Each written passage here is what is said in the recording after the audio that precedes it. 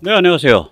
중국에 대해서 평론을 할 때 말하자면 후진타오는 멀쩡했는데 시진핑이 한참 상황을 망쳤다. 리커창은 멀쩡했는데 시진핑이 더 상황을 망쳤다. 이런 말씀들이 좀 많은데 안 그렇습니다. 문제가 훨씬 더 뿌리 깊습니다.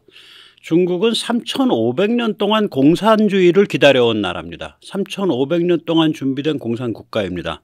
시진핑은 그 체제가 위기에 빠졌을 때 등장한 구원투수입니다. 그래서 시진핑이 악의 근원이 아니라 시진핑이 구원에 실패한 거죠. 체제 구원에 실패한 겁니다. 예, 그래서 시진핑 수령님이야말로 정말로 불행하신 분입니다. 자, 오늘 그 같은 사정을 살펴보도록 하겠습니다.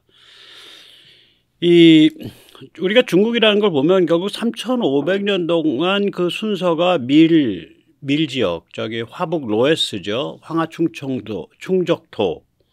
예, 거기가 이제 쌀 지역을 먹었죠. 2번입니다. 진영산맥 회하 이남. 네, 그래서 회하를 넘으면 귤이 탱자가 된다 그러는데 그게 정말 크지 않은 강인데 기후를 완전히 바꿉니다. 그 다음에 3번이 이제 유라시아 초원벨트, 이제 유목, 기마, 그런 쪽이죠. 그리고 4번이 만주 콩입니다. 예, 만주가 무슨 말 달리던 만주가 아니라 이거 콩밭 만주입니다. 그건 홍타이진가 청의 임금이 몽골에서 만주와 같이 하자 그러니까 우리랑 너희 사이에 동맹이라는 게 한계가 있어. 너희는 말 달리는 애들이고 우리는 기본적으로 콩을 길러서 먹고 살아온 농경이야. 그런 말을 합니다. 그래서 이게 이제 중국이 밀, 쌀, 말, 콩 이런 식으로 이제 확대돼 가면서 이게 블랙홀이 커져간 거거든요. 이게 3,500년 걸린 겁니다. 그러니까 1번이 3,500년 전에 출발한 거죠. 예, 상이죠. 예. 은이라고도 하는 그 나라입니다. 그래서 이 제국이 이렇게 커나갈 때는 결국 통제기술, 중국이야말로 통제기술에 대해서 정말 너무너무 갈증을 느낀 그러한 3,500년 동안의 갈증이 있는 그런 땅입니다. 그래서 이제 말하자면 이제 도량형 표준화와 한자와 한문이 나왔고요. 그 다음엔 이제 한자와 한문을 이제 표준화 시켰죠. 이제 소전체로 진시황이 예. 쓰는 방식을. 그 다음엔 이제 관료 시스템은 수 정도의 과거제를 보죠. 그 다음에는 이제 수당 때 운하가 놓이고 교통이 사통팔달로 이제 더 발전을 합니다. 그리고 이제 군사 기동성은 수당 때 기마 안장, 그러니까 이제 프레임 안장이죠. 예, 안장 안에 나무 프레임이 들어있어서 안장에 튼튼한 등자를 달 수 있게 되고 그 등자를 밟고서 활도 쏘고 창칼도 마음대로 휘두를 수 있는 기마병이 가능한, 기마 전투가 가능한 기마 상태, 그 다음에 기마 상태, 기마 질주 상태에서의 전투가 가능한 그러한 게 나오는 게 이제 4세기 우리 무용총 벽화도 그걸 그리고 있죠. 기마 질주 상태에서 활을 쏴서 이제 호랑이 잡는 그런 그림 나오죠. 사슴 잡고. 그 다음에 이제 11세기, 10세기 말에 편자 기마 군단이 나오죠. 그래서 군사기동성. 이런 것들이 되면서 이게 제국이 점점 부풀어 오른 거예요. 예를 들어서 이걸 관료 제도가 제대로 발전 안 했다. 관료 시스템이. 그럼 제국이 커져도 감당을 못하죠. 그 다음에 말이 서로 다르더라도 한자와 한문으로 통하지 못한다. 그럼 제국이 발전을 못하죠. 그 다음에 여기서 말하는 한척과 저기서 말하는 한척이 다르고 여기서 말하는 한근과 저기서 말하는 한근이 다르면은 당연히 제국이 유지가 못 되죠. 그래서 이런 것들이 전부 중국에 있어서는 일종의 통제 기술입니다. 컨트롤 테크놀로지. 예. 사회학에서 이 용어가 있습니다. 컨트롤 테크놀로지라는 용어가. 자, 여기서 잠시 세뇌 탈출 자율 구독료 부탁 말씀 올리겠습니다. 아시다시피 세뇌 탈출은 광고가 잘 붙지 않습니다. 붙더라도 천천히 붙는 경향이 있죠. 예, 도와주시면 보다 좋은 컨텐츠로 보다 깊은 내용을 다루는데 커다란 도움이 되겠습니다. 감사합니다. 그런 면에서 공산주의는 통제 기술의 끝판왕입니다. 이게 컨트롤 테크놀로지 끝판왕이에요. 공산주의 체제가. 그래서 이게 3,500년 동안 준비된 공산주의를 3,500년 동안 기다리던 그런 땅이에요. 중국이라는 데가. 왜냐하면 3,500년 동안 이 제국을 점점 부풀리는 블랙홀인데 이 제국을 부풀릴 수 있는 한계가 어디에서 주어지냐면 통제기술에서 주어지거든. 그런데 공산주의야말로 통제기술의 끝판왕이란 말이에요. 그러니까 이것이야말로 우리를 위해서 안배된 운명이로다. 이렇게 되는 거죠. 아주 짝꿍이 잘 맞는 거예요. 오히려 유럽은 짝꿍이 잘 안 맞습니다. 왜냐하면 유럽의 뿌리를 보면은 결국 주데오 크리스찬이티 아니에요. 말하자면 유대 기독교 전통하고 그 다음에 주데오 크리스찬이티가 하나 있고 그 다음에 헬레니즘이 있죠. 예. 그렇게 되는 건데 유대 기독교 전통 하나, 헬레니즘 르네상스 전통 하나 이렇게 되어 있는 건데 둘 다 거기에는 굉장히 그 개인이라든지 개인 실존 이런 것에 대한 바탕이 많기 때문에 거기야말로 공산주의랑 잘 안 맞아요. 유럽은. 거기서 나오긴 했지만. 그런데 중국에는 이게 입맛에 딱 맞는 거라. 근데 이제 이게 어떤 이런 종류의 거대한 이념이 되려면은 그래서 사회 전체를 그 방향으로 하려면 이게 종교성을 띄어야 돼요. 피바다 구원신앙입니다. 이게. 그래서 이걸 받아들일 때는 어떻게 받아들이는 거냐면 통제 기술을 완성시켜주는 축복 넘치는 종교로 받아들여지는 거예요. 그래서 이 종교의 교리는 이제 레닌에 의해서 완성이 되는데 이런 겁니다. 이제 계급투쟁의 피바다 속에서 몸부림치다 쓰러져가는 욕망의 동물이다, 인간이.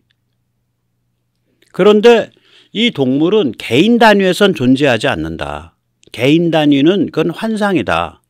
생물학적 생명이라는 거는 없다, 인간에겐. 왜냐하면 생물학적 생명은 생명체 개체 차원에서 존재하는데 인간은 이를 뛰어넘은 집단적 존재, being of species, 유적 존재이기 때문에 인간한테는 개인 생명이라는 건 의미가 없다. 오직 계급과 민족만이 진정한 인간의 존재단이다. 네, 그러니까 이제 말하자면은 그 지주라든지 무슨 자본가, 배운 사람 이런 사람들은 반생명적 동물이에요.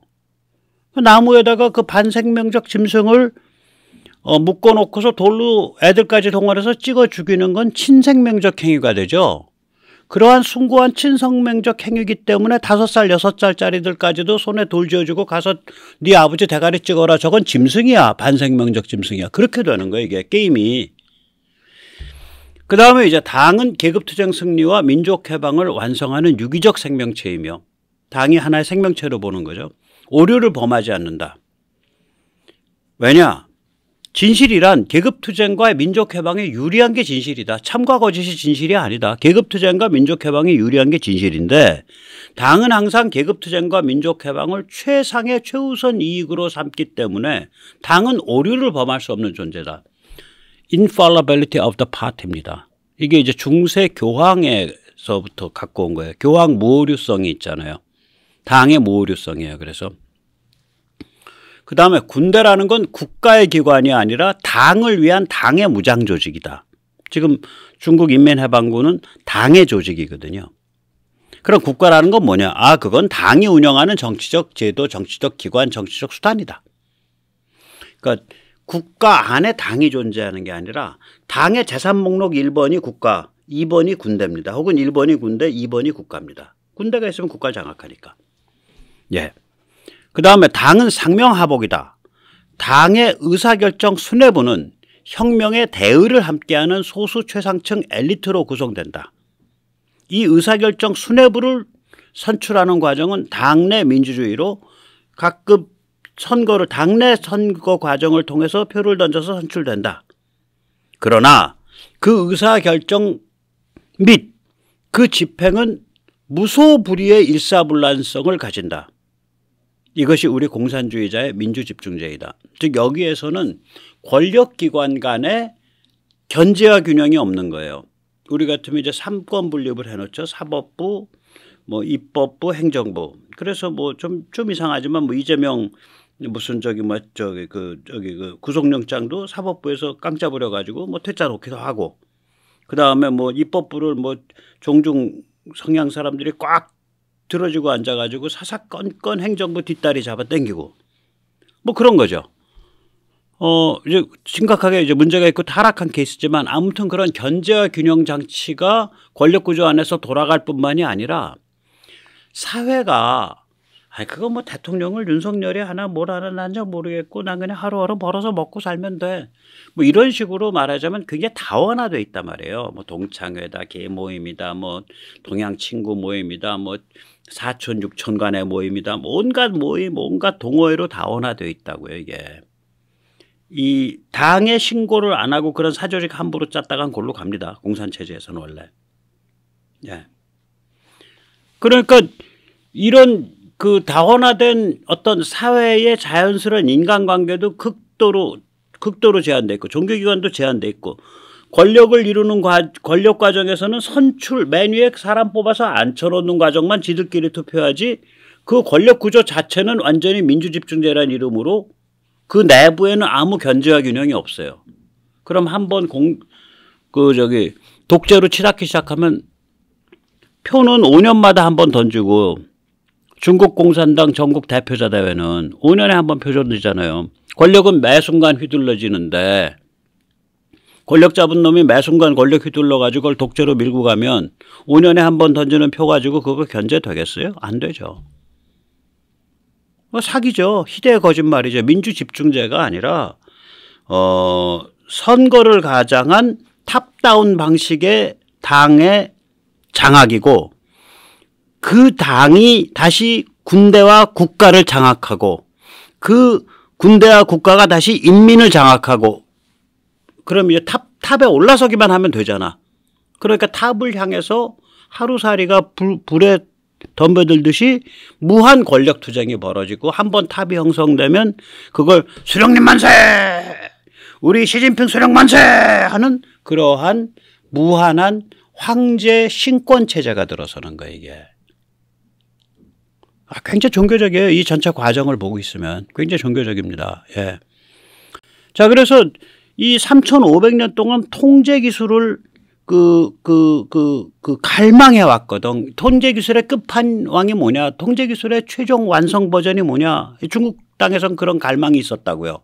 그것만 되면 이놈의 제국이 산없이 부풀어 갈 텐데 그 갈망이 얼마나 참 갈구를 했을 거 아닙니까? 그러니까 이런 갖가지 종류의 통제 기술을 우리 전부 이런 거를 다 만들어냈겠죠. 그런데 이게 딱 공산주의가 일단 그 딱 이론 틀 자체가 통제를 위한 틀이야. 조직 구조 자체도 그렇고 이거로다. 이것이 복음이로다. 이것이야말로 우리 중국을 구원하는 사상이로다. 이렇게 되는 거예요, 이게. 예. 그래서 여기서 이제 공산주의라는 건 현대 문명이 광증에 걸린 상태니까, 네. 여기서 이제 말하자면은 현대 문명에서 개발된 모든 기술을 전부 공산주의자 입장에서 보면 야, 저거 써가지고 어떻게 통제할 수 있지? 저거 통제해 어떻게 써먹지? 그렇게 보이는 거예요.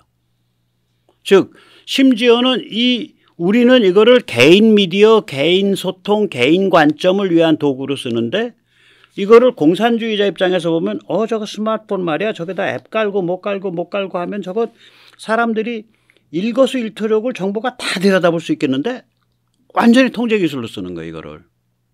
그래서 오히려 이 개미소관 시대, 스마트폰 시대가 공산당에 있어서는 중국 공산당에 있어서는 디지털 레닌주의, 사회 신용 평점, 소셜 크레딧 스코링 으로 완성이 되어버렸죠. 너는 점수가 낮아. 너는 집에서 5km 밖으로 나오면 안 돼.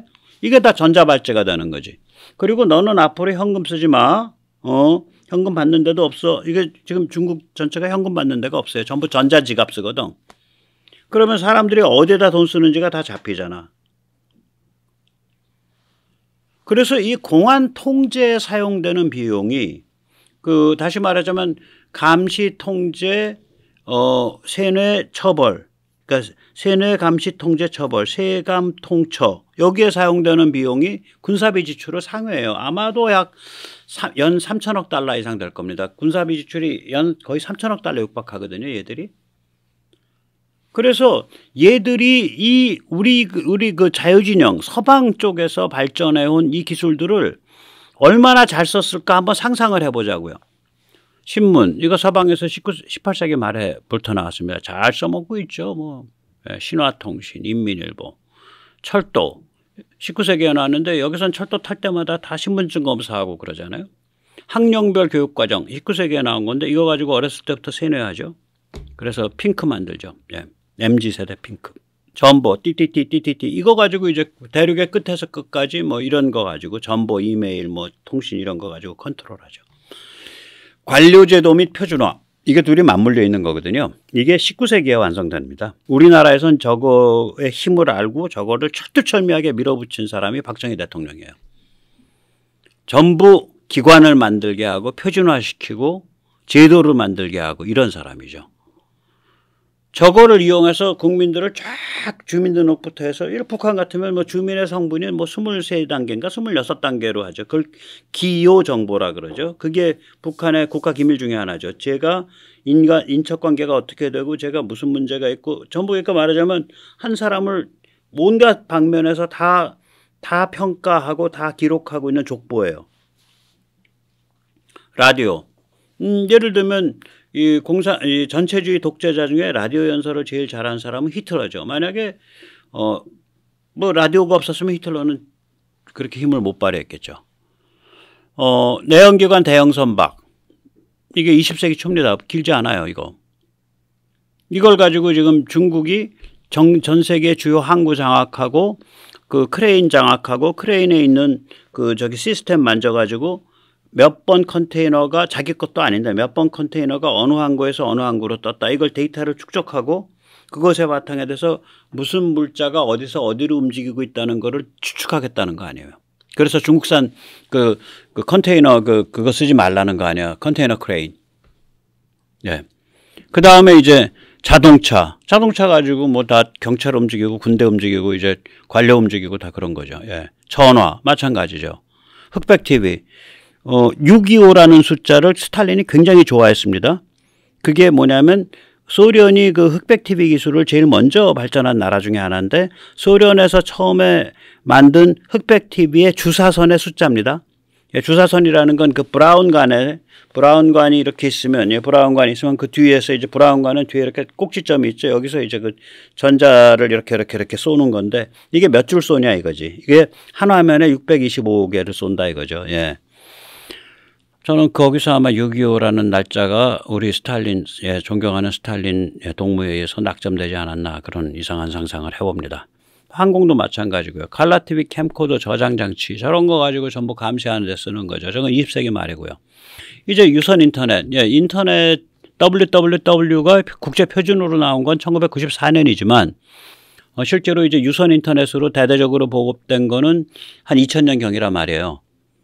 이때부터 얘들은 바로 뭐를 했냐면 장점인 때예요. 바로 만리 방화벽을 뒀어요. 그러니까 중국 정부가 허락하는 사이트 외에는 중국에서는 접속이 안 되는 그 시스템을 둔 거예요. 그러니까 중국 전체를 하나의 거대한 이걸 네트워크에서는 인트라넷이라 그러거든요. 그러니까 방화벽에 의해서 가로막혀져 있는 하나의 거대한 내부망으로 만든 거죠. 유선 인터넷. 그 다음에 이제 스마트폰.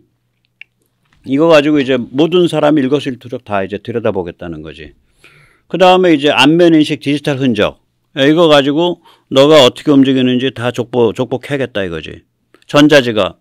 너 앞으로 현금 쓰지 마. 모든 결제는 전부 전자지갑이야. 네가 돈을 어디다 쓰는지, 어디 돌아다니고 있는지, 무슨 버스 탔는지, 무슨 택시 tas는지, 어디서 어디로 움직였는지 전부 다 들여다보겠다. 너는 우리의 행복한 중화동물농장, 우리의 행복한 디지털 레니니즘 동물농장에 서 하루하루 행복하게 살짝하는 짐승이로다. 이렇게 되는 거예요, 이게. 그러니까 얘들은 뭐 기술을 딱 보는 순간 저거 통제에 어디 써먹지?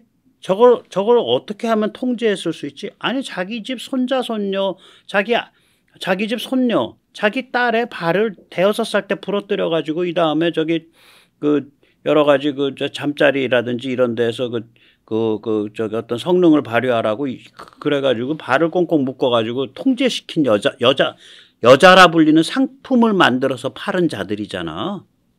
그러니까 3,500년 동안 자기 딸의, 자기 손녀의 발뼈를 조각조각 내서 통제할 정도니까 모든 걸 볼 때 저걸 통제해 어디다 써먹으면 좋냐. 여기로 머리가 엄청 돌아가는 거예요. 그게 중국의 천재성은 통제에 있다. 혹은 중국의 갈망은 통제에 있다. 저는 그렇게 말합니다. 3,500년. 3,500 years old, 100 years old thirst for control이에요. 3,500년 묵은 통제에 대한 갈증. 그게 중국 문화의 핵심 코어고 그 갈증을 끝판왕으로 종결자로 해결시켜 주겠다 하고 나선 게 공산주의고 그 공산주의 복음을 쫙 빠른 거예요. 저는 그렇게 봅니다. 예. 자, 이러니까 이제, 아니, 그러면 뭐 그냥 지들끼리만 살면 되는데 이게 이제 개혁개방을 해야 또 먹고 살잖아. 그래서 이 중국 최악의 불행은 개혁개방이 어떤 면에선. 그러니까 이거를 항상 그 통제, 공산당 절대 권력으로 통제를 가는데 얘가 또 개방적 세계 시장에서 가야 되니까 개방을 했다가 통제를 했다가 개방을 했다 통제를 했다 이게 시계추로 왔다 갔다 하는 거예요. 그러니까 시진핑은 나쁜 놈, 시진핑 전에 거는 좋은 놈 이렇게 말을 못 하는 거예요, 이게. 같은 놈이 같은 이상한 괴물이 한순간엔 이런 얼굴로 나타났다, 다른 순간에 이런 얼굴로 나타났다 이런 거라고요. 전체 시계추 구조를 보셔야지. 그래서 그때도 한번 들어드렸지만 이 스티븐 커킨, 예, 제가 참 좋아하는 사람이죠. 예, 프린스턴 대 교수. 이 양반이 이 얘기를 합니다. 예. 예. Now, of course, they need the private sector for GDP growth and job creation, but the private sector is a threat. So you have the opening and then the strangulation, and the opening and the strangulation, right? And so this is the dynamic you would expect because, once again, you can't be half communist. And so this regime is limited. It's limited in what it can do because it doesn't want to give up its power voluntarily. And so the space in which it can operate, how much private sector it can tolerate and what kind, whether it can open up at all politically, including relaxing censorship. These are limited by the nature of the regime, by the organizational weapon, by the power of the system is also a limitation on the system.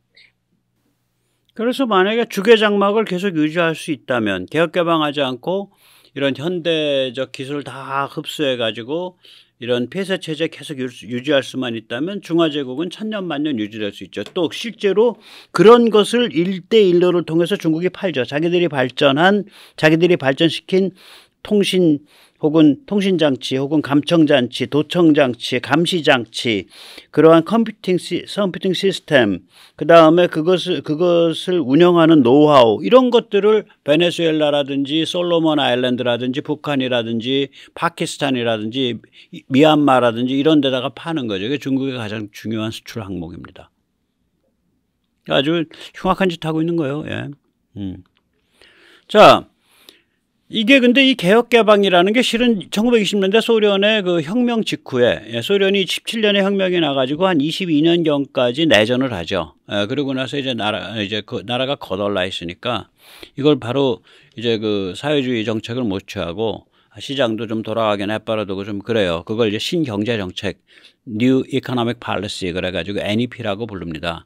이제 스티브 커키는 뭐 개혁개방이 옛날에 20년대 해보던 거야 다 그렇게 얘기를 합니다. 네.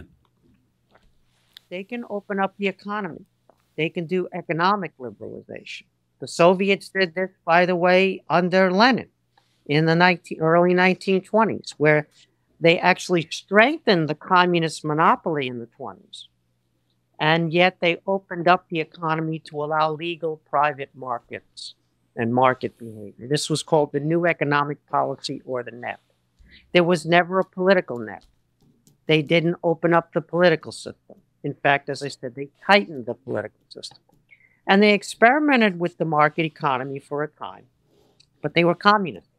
So the market was not an end in itself. It was a means to an end.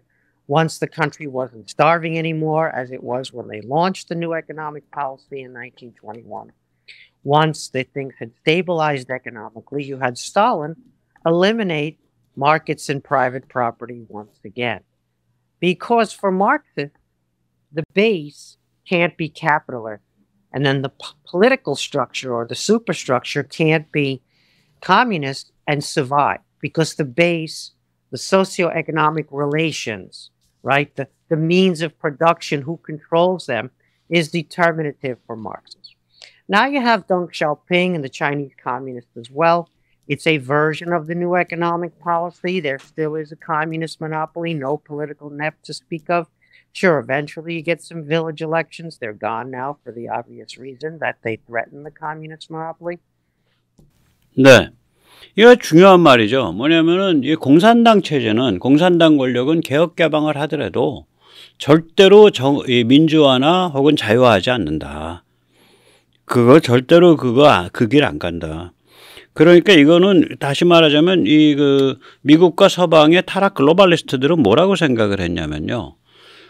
이 공산당 찌끄레기들, 그러니까 이제 그 중국과 이제 그 러시아를 세계 시장 속에 푹 담가 놓으면 이게 말하자면 이제 축복을 받으셔서 이제 이게 그 죄 사함을 받으시고 착해질 것이다. 뭐 이렇게 생각한 거예요. 그러니까 세계 시장의 구원자다 이렇게 생각한 거예요. 황당한 거죠. 이 타락 글로벌리즘이라는 게 돈독이 올라갔고 시장을 하나님으로 모신 거예요. 이 타락 글로벌리즘이.